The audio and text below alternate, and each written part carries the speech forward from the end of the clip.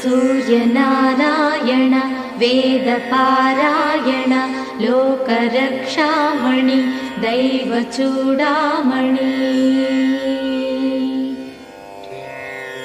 पद्मिनी वल्लभ वल्लकी गानलोल त्रिमूर्तिस्वरूपा विरूपाक्षनेत्र महादिव्यगात्र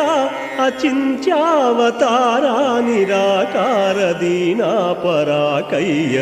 ओ अय्य बुद्धान्त निर्धूत तापत्रयाभील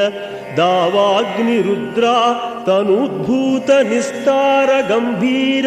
संभावितानेक कामाज्यनीकंबुलंदाटि ఏకాకినై చిక్కి ఏ దిక్కునుగానగాలేకయున్నాడ నీవాడనో తండ్రి